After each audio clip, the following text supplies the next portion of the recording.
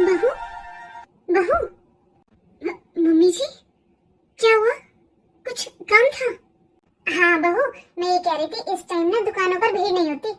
चल मेरे साथ चल और अपनी पसंद की साड़ी ले ले करवा चौथ के लिए। मम्मी जी, सारा दिन तो घर का काम नहीं खत्म होता, थोड़ी बहुत देर आराम करने के लिए मिलता है, उसमें आप आ जाते हो। बहू, त्योहारों का टाइम है, शाम को भीड़ हो जाएगी, इसलिए कह रही हूँ चल मेरे साथ। साड़ी भी देख ले और फिर सुनार की दुकान पर भी चलेंगे। अपने लिए पायल बिछुए जो ले वो ले लेना। मम्मी जी, अभी तो मैं कहीं नहीं जा रही हूँ, आप मुझे थोड़ी देर आराम करने दो और जाते वक्त प्लीज आप गेट बंद कर देना। पर बहू, गेट बंद कर जाना मम्मी जी। खाली बैठे बाजारी नजर आते हैं इन्हें तो। बाहर चूड़ी वाला आया है, ले ये पहन कर देख तेरे साइज की ठीक है क्या? हाँ, ये मेरे साइज की है मम्मी जी, ठीक है साइज तो इनका। करवा चौथ भी आ रहा है ना बहू, तो अच्छी लगेंगी ये। आजा तू खुद चल कर देख ले, कोई और पसंद आए तो वो ले ले, ये तो मैं पसंद करके लाई हूँ तेरे लिए। मम्मी जी, मैंने आपको कितनी बार बोला है कि फेरी वालों को मत बिठाया करो, मुझे इनसे सामान लेना बिल्कुल पसंद नहीं है। बहू, ये ऐसे ही कोई फेरी वाला नहीं है, बहुत पुराना जानने वाला है हमारा। अरे कभी मेरी सास जिंदा थी ना, जब भी आया करता। चल तू चल कर देख, इतना बुढ़ा हो रहा है। एकदम बढ़िया क्वालिटी की चीज लाता है ये हमारे लिए, और बाजार से सस्ती भी। मम्मी जी, ये आप ही पहन लेना, आपका भी व्रत है ना। आप तो हर चीज में सस्ता महंगा देखते हो बस। मुझे जो चाहिए मैं इनके साथ मार्केट जाकर खुद ले आऊंगी, तो आप मेरी टेंशन मत लो। पर बहू, ये चूड़ी लो दीदी, ये साड़ियाँ। आप बोल रहे थे ना कि आपके घर में फंक्शन है तो कुछ काम वाले आएंगे, दीदी आप उनको दे देना, मेरे पास ऐसे वेस्टेज में पड़ी हुई हैं। भाभी बुरा मत मानना, लेकिन ये साड़ियाँ तो एकदम नई जैसी लग रही हैं, ऐसे लग रहा है मानो आपने पहना ही नहीं है इन्हें। अरे दीदी, अगर किसी को कुछ देना है तो अच्छा दो ना दीदी, वरना कुछ लोग ऐसे भी होते हैं कि जब कपड़ा घिसकर फट जाता है ना, तब उसे पोंछा बना लेते हैं, लेकिन किसी को देते नहीं है, उसके काम आ जाए। मेरा मानना तो यही है दीदी, अगर किसी को दो तो अच्छा दो। हाँ भाभी, ये बात तो आपकी बिल्कुल सही है। ठीक है भाभी, मैं चलती हूँ, मैं सबको दे दूंगी ये कपड़े। बहू, ये सारी नई की नई साड़ी और इतनी महंगी साड़ी तूने रेखा को क्यों दी? ये सारी साड़ियाँ तो मैंने तुझे दिलवाई थी ना। मम्मी जी, मैं मानती हूँ वो सारी साड़ियाँ आपने दिलवाई थी, लेकिन अब उनका ओल्ड फैशन हो चुका है।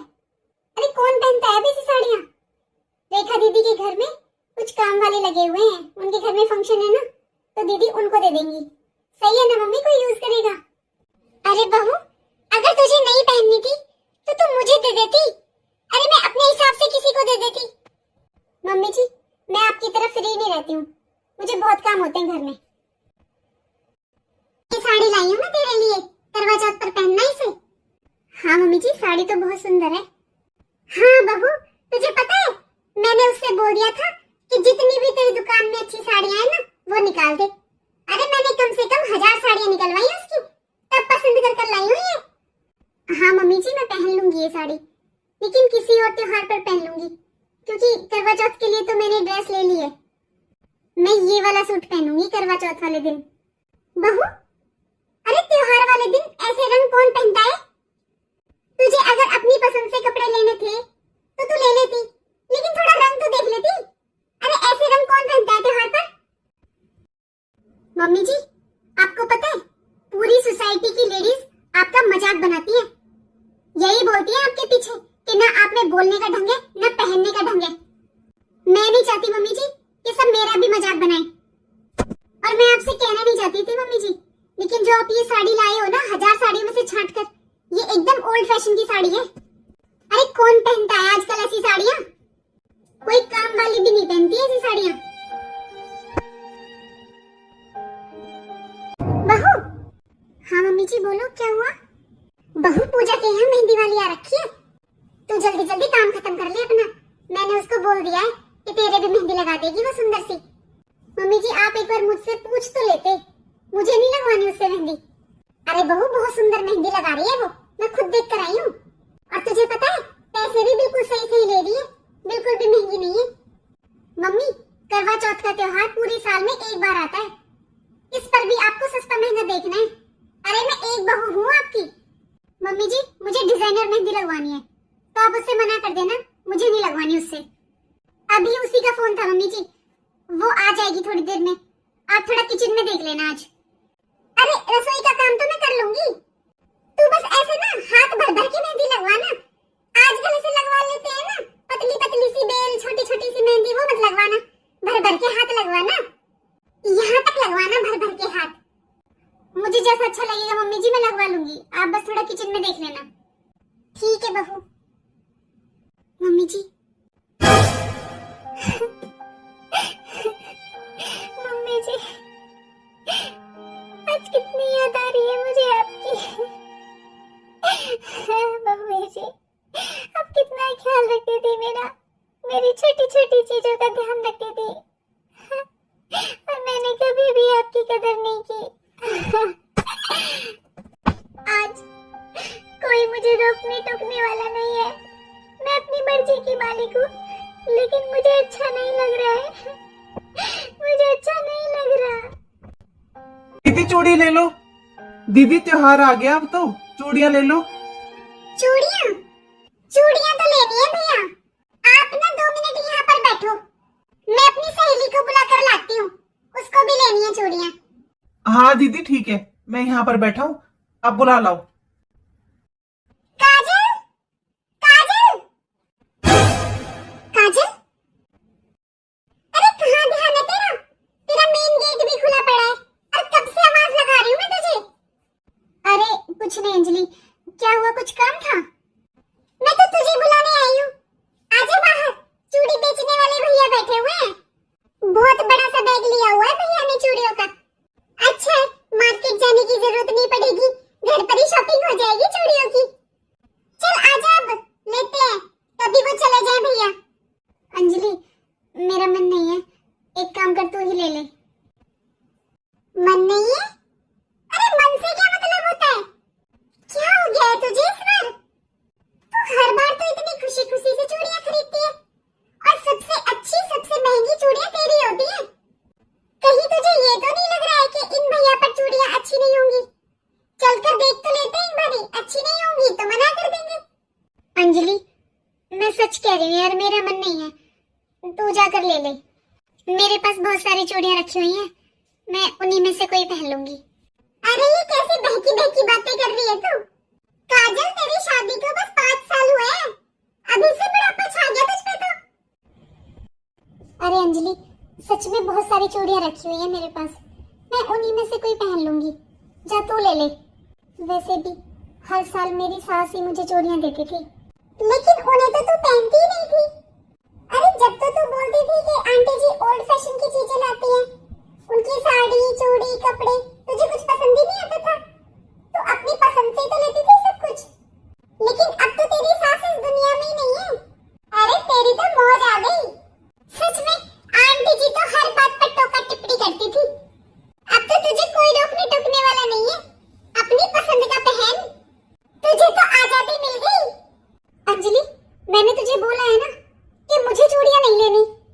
और सुन अंजलि, आइंदा मम्मी जी के बारे में कुछ गलत मत बोलना प्लीज। लेकिन काजल मैंने क्या गलत बोला है? तू ही तो सारा दिन बुराइयां करती फिरती थी अपनी सास की, मैंने बस यही तो बोला है कि अब तेरी सास इस दुनिया में नहीं रही, अब तुझे कोई रोका टोकी करने वाला नहीं है, अपनी मर्जी से रहे, इसमें मैंने क्या गलत बोला है? पहले तू ही तो बोलती थी कि पता नहीं मुझे कब आजादी मिलेगी इस सास से। अंजलि सॉरी बहन, देख मेरा मन ठीक नहीं है अभी, तो प्लीज तू अभी के लिए यहाँ से चली जा, मैं बाद में मिलती हूँ तुझसे। आज से 5 साल पहले मैं इस घर में शादी कर कर आई थी, और मेरी सासू माँ को कितना शौक था बहू का, हर त्योहार पर उन्हें कितना चाव रहता था मेरे लिए सामान लाने का, हर त्योहार पर मुझे नया सूट दिलवाती थी, मेरे लिए चूड़ियां लेकर आती थी, मेहंदी लेकर आती थी, उन्हें कितना शौक था मेरे सजने संवरने का। पड़ोस में अगर किसी की बहू ने अच्छा सूट पहन लिया तो उनकी कोशिश रहती थी कि उससे भी अच्छा सूट मेरे लिए लेकर आए। वो बस यही चाहती थी कि सारी बहुओं में से सबसे ज्यादा मैं अच्छी लगूं। हर करवा चौथ पर मेरे लिए आगे से आगे तैयारियां करती थी, मेरे लिए मेहंदी वाली बुलाती थी, मेरे लिए साड़ियां लाती थी, चूड़ियां, श्रृंगार का सामान सब कुछ लाती थी। लेकिन मैंने क्या किया? उनके प्यार की कभी भी कदर नहीं की। कभी उनके पसंद की साड़ी नहीं पहनी, कभी उनके पसंद की चूड़ियां नहीं पहनी। जब वो मुझसे थोड़ा सजने संवरने के लिए बोलती थी, कभी उनकी बात नहीं मानी। बस उनको हमेशा ऐसे ही बोलती थी कि आपको कुछ नहीं पता, आपकी सोच पुराने जमाने की है। आज मुझे बहुत याद आ रही है मम्मी जी आपकी, मुझे बहुत याद आ रही है आपकी। और इस बार मुझे सरगी कौन देगा?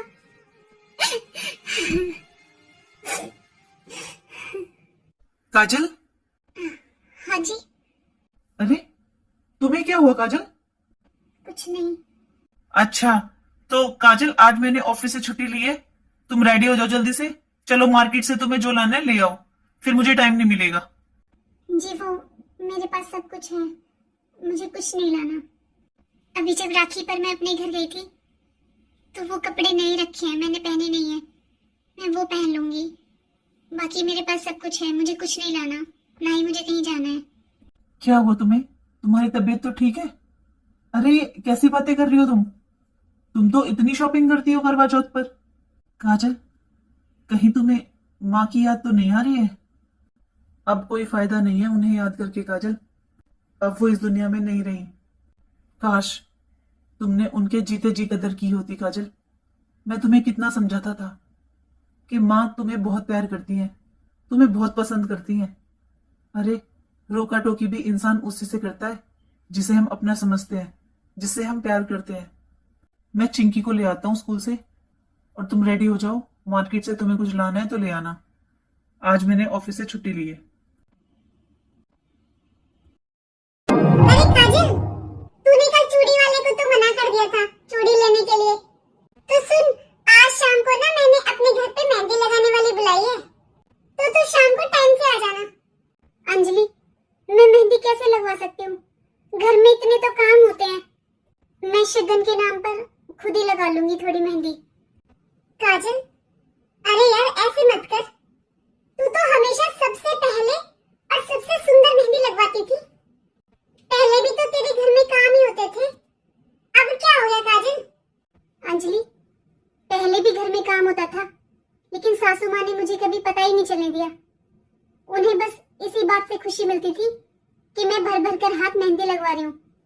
अरे मैंने कभी भी काम की टेंशन नहीं ली, वो सब कुछ खुद ही कर लेते थे। लेकिन सच में आज उनके बिना रहा नहीं जा रहा है। मुझे बहुत याद आ रही है उनकी, और बहुत पछतावा हो रहा है कि मैंने जीते जी उनकी कद्र क्यों नहीं की। काजल, जो हो गया उसे अब हम ठीक नहीं कर सकते, लेकिन प्लीज तू अब इतना उदास मत हो और ये सब करना बंद कर। और काजल, ये करवा चौथ का त्योहार सुहाग के लिए होता है, अपने पति की लंबी उम्र के लिए रखा जाता है। तो प्लीज अब ना तुम ऐसे रोना धोना छोड़ दे। पता नहीं अंजलि, लेकिन अब तो ऐसा लगता है मानो मेरी जिंदगी ही रुक गई हो। रोते हुए संसार में आई तब माँ ने गोदी में उठाया, और जब रोते हुए ससुराल आई तब सास ने गले से लगाया। माँ ने जीवन दिया तो सासू माँ ने जीवन साथी दिया। माँ ने चलना बैठना सिखाया तो सासू माँ ने समाज में उठना बैठना सिखाया। माँ ने घर का काम सिखाया तो सासू माँ ने घर चलाना सिखाया। माँ अगर भगवान है ना, तो सास भी हमारी गुरु होती है अंजलि। जैसे माँ के बिना मायका अधूरा होता है ना, उसी तरह सास के बिना ससुराल अधूरी होती है। सही कह रही है काजल, तेरी बातों ने तो मुझे भी रुला दिया।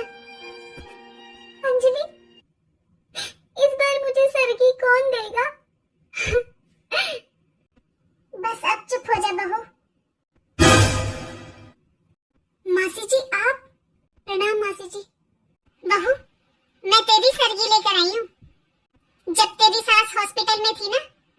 जब मैं उससे मिलने गई थी तब उसने मुझसे कहा था, कुछ भी हो जाए मेरी बहू को सरगी देना मत छोड़ना जीजी। बहू बस कर, अब तो ये रोना बंद कर और खुशी खुशी त्योहार मना। ऐसे त्योहार पर तुझे रोता हुआ देख तेरी सास को कभी अच्छा नहीं लगेगा। बहू बहू मेहंदी लगवा, श्रृंगार कर, अच्छे से तैयार होना बेटा, क्योंकि तेरी सास आज भी तेरे साथ ही है। राधे राधे दोस्तों, तो कैसी लगी आपको आज की हमारी छोटी सी कहानी। दोस्तों मुझे ऐसा लगता है कि कुछ घरों में बहू का कोई सम्मान नहीं होता है, और शायद आप में से कुछ लोग सोचेंगे कि जो इस कहानी में दिखाया गया है ऐसी सास होती ही नहीं है। लेकिन सच में आज भी ऐसे परिवार हैं जहाँ पर बहुओं को बहुत प्यार किया जाता है, लेकिन फिर ज्यादातर घरों में वो बहुएं उनकी कदर ही नहीं करती हैं। तो मैं उन बहुओं से निवेदन करना चाहूंगी, अगर आपको ऐसा ससुराल मिला है ना तो उनकी कद्र करो, क्योंकि बीते हुए दिन कभी वापस नहीं आते हैं और पछतावे के अलावा आप कुछ नहीं कर सकते। जैसे मायका माँ के बिना अधूरा होता है ना, वैसे ही ससुराल भी सास के बिना अधूरी होती है। अगर आपको ये कहानी अच्छी लगी हो तो प्लीज कमेंट में राधे राधे जरूर लिखें। राधे राधे।